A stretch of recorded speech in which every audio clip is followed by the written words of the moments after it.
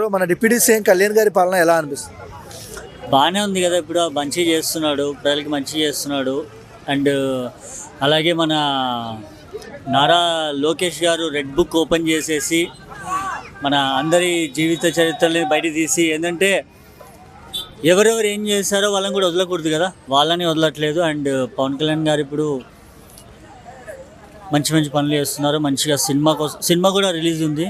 అంటే Nara Lokesh red book అని కక్ష రాజకీయాలు చేస్తున్నారు అంటున్నారు, ఎంతవరకు కరెక్ట్? ఇదే వాళ్ళ ప్రభుత్వం ఉన్నప్పుడు వాళ్ళు కూడా చేశారు కదా. దాన్ని ఏమంటారు అప్పుడు? ఒక ముసలాయనని చూడకుండా జైల్లో 21 రోజులు జైల్లో పెట్టారు, బెయిల్ రాకుండా.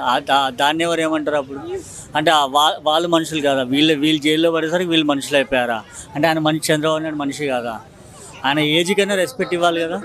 బట్ తప్పు చేయలేదు కాబట్టి ధైర్యంగా 21 రోజైనా బెయిల్ మీద బయటకు వచ్చి మగాళ్ళ బయటకు వచ్చి మళ్ళీ ప్రచారాలు చేసి గెలిచి పార్టీని గెలిపించుకొని ధైర్యంగా సీఎం సీట్లో కూర్చున్నాడు. అదే తప్పు చేసిన గెలుస్తుందేనా? లేదు కదా. తప్పు చేయలేదు కాబట్టి ధైర్యంగా సీఎం అయిపోయినాడు. సరే, ఒకవేళ తప్పు చేశారంటే జనాలు ఓట్లు వేసేవాళ్ళు కాదు కదా. ఇది కూడా అర్థం చేసుకోవాలి కదా మనం. ప్రజలు పెట్టుకున్న నమ్మకాన్ని నిలబెట్టుకుంటున్నారంటారా వీళ్ళు? నిలబెట్టుకుంటున్నారు. కొన్ని ఏంటంటే వీళ్ళకి బడ్జెట్ లేదు. ఆల్రెడీ పోయిన ప్రభుత్వం అంతా దెంగిపోయింది డబ్బులు. ఇంక ఎక్కడి నుంచి వస్తుంది బడ్జెట్? ఇక్కడ ఉన్న వాళ్ళు ఇప్పుడు వీళ్ళు అడ్జస్ట్మెంట్ చేయాలి కదా. దాన్ని చేసిన తర్వాత చేస్తారు అది.